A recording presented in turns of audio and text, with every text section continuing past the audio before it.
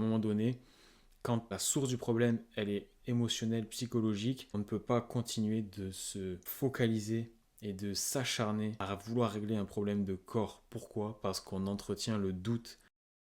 Et si pour aller mieux, votre plus grand frein, c'était le doute. Beaucoup de personnes qui souffrent de douleurs chroniques d'origine émotionnelle se retrouvent dans une situation parfois délicate, une situation inconfortable, parce qu'elles pensent d'un côté que leur douleur vient des émotions, du psychologique, mais d'un autre côté, elles pensent que le problème vient quand même aussi du physique, d'un problème structurel, d'une lésion structurelle, en gros, d'un problème du corps.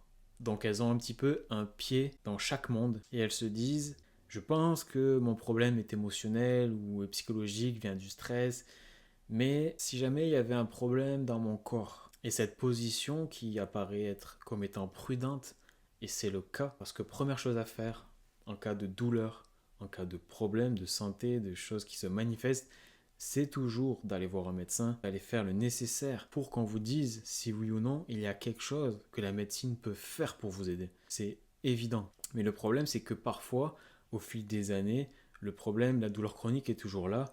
Les médecins ne vous ont pas aidé, n'ont rien pu faire pour vous, ne vous ont pas proposé de solution. Et des gens quand même perdurent malgré tout à penser qu'il y a quelque chose à régler physiquement. Ça fait 10 ans que je bataille à régler ce problème de dos ou n'importe quel autre problème. Ça ne marche pas, le kiné ne m'aide pas, ne m'aide plus, l'ostéo ne m'aide plus, mais je pense quand même que mon dos est cassé, que mon dos est un problème, que mon dos est le problème. Ça, malheureusement, à un moment donné, quand la source du problème, elle est émotionnelle, psychologique, on ne peut pas continuer de se focaliser et de s'acharner à vouloir régler un problème de corps. Pourquoi? Parce qu'on entretient le doute. Le doute entretient le danger.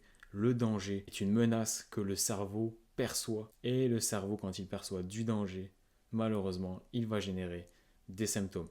Et donc, il va entretenir la douleur de dos tant que vous allez penser que c'est le dos qui est le problème, l'origine du problème. Son rôle premier, c'est de nous protéger du danger. Et quand il ne sait pas si notre problème vient du corps ou d'une émotion, il choisit la prudence. Je préfère créer de la douleur au cas où. Ce mécanisme, c'est le cœur des TMS. Allez faire votre auto-évaluation et profitez-en pour lire l'explication sur les TMS. Ou pour ceux qui n'aiment pas lire, allez écouter cette vidéo. Et quand on continue de penser que on a un problème quelque part dans le corps, lui, le cerveau, interprète votre corps comme étant un danger. Et tant qu'il voit ce danger, la douleur, elle reste active. Elle est en mode on. Quand on reste bloqué entre deux mondes, on est dans une sorte de peur chronique. Une partie de nous veut aller mieux, elle veut faire confiance à cette approche émotionnelle, l'approche mind-body pour améliorer la situation. Et une autre partie de nous nous dit attention, si tu te trompais, et cette contradiction, elle envoie un message confus au cerveau. Le résultat, c'est qu'on continue à analyser chaque symptôme à la loupe. On observe le corps comme un ennemi potentiel. On alimente la peur sans même s'en rendre compte. Et plus on observe notre corps avec inquiétude,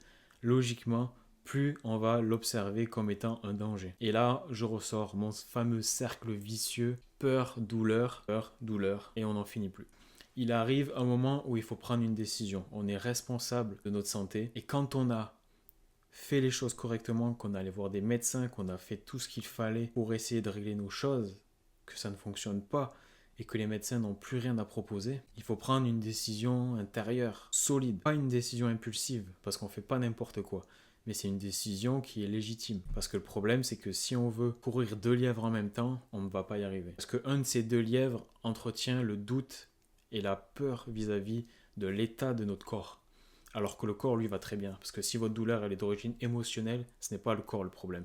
Mais quand on veut garder ces deux hypothèses en même temps, en parallèle, on en nourrit une qui malheureusement va faire en sorte qu'on ne pourra jamais régler 100% le problème. Donc il faut se dire la chose suivante. J'ai compris, je sais que ma douleur est réelle, ce que je ressens est réel. Mais ce n'est pas un problème structurel du corps, c'est un message de mon cerveau. Cette clarté, elle est souvent le tournant vers le fait d'aller mieux. Parce qu'à partir de ce moment précis, vous arrêtez d'envoyer un double message à votre cerveau. Parce qu'au lieu de dire je veux aller mieux, je veux me débarrasser de mes douleurs, mais j'ai peur que ce soit grave, vous lui dites je veux aller mieux et je sais que je suis en sécurité, je sais que mon corps fonctionne correctement et je sais que l'origine de mes symptômes vient du cerveau, vient de mes émotions. Et c'est dans ce climat de sécurité émotionnelle que le cerveau peut enfin désactiver les symptômes. Prendre cette décision, ça ne veut pas dire qu'on ne doute plus jamais. Ça veut dire simplement qu'à chaque fois que le doute revient, on va décider de ne plus le nourrir, comme on a toujours eu l'habitude de le faire. On arrête de passer des heures sur Internet à chercher ce qu'on a.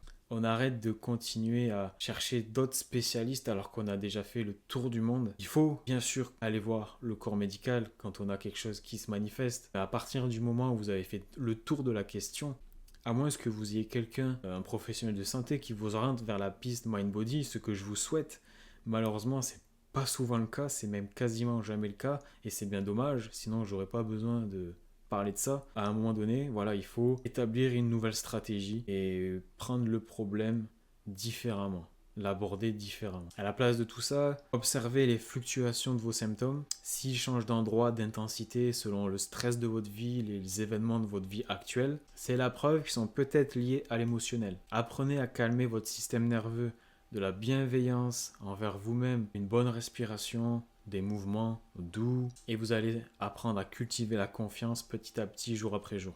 Chaque moment où vous vous dites authentiquement et honnêtement je suis en sécurité, c'est un message de paix sécurisant envoyé à votre cerveau. Et votre cerveau, lui, n'attend que ça pour arrêter ces symptômes. Pour aller mieux, ça ne sert à rien de tout comprendre. Quand le corps et l'esprit se mettent d'accord, c'est là où on voit des résultats positifs. Quand votre mental arrête de dire « je suis hors service, je ne fonctionne pas bien, je suis cassé, je suis brisé », c'est là que le cerveau n'a plus besoin d'entretenir la douleur. Voilà, le secret, c'est pas de croire aveuglément à tout ce que je dis, c'est de faire confiance à votre expérience. Vous avez déjà vu vos symptômes changer, s'apaiser, évoluer, être beaucoup moins important quand vous êtes détendu. Ce sont des preuves, pas des coïncidences. Encore une fois, faites votre auto-évaluation, le lien est disponible en description. En conclusion, je dirais que si vous êtes encore entre deux mondes, en parallèle, en train de courir deux lièvres à la fois, rappelez-vous simplement que le doute vis-à-vis de votre corps, il ne vous protège pas, il maintient la douleur, il la prolonge. S'engager pleinement dans l'approche mind-body, corps-esprit, c'est se donner la chance de dire à son cerveau, tu peux baisser la garde maintenant, plus besoin d'être surprotecteur parce qu'il n'y a plus de danger, il n'y a pas de danger réel. Et c'est souvent à partir de ce moment-là que les choses commencent à s'améliorer. Je vous remercie de m'avoir écouté. On se revoit très vite. Prenez soin de vous les amis. Ciao, bye bye.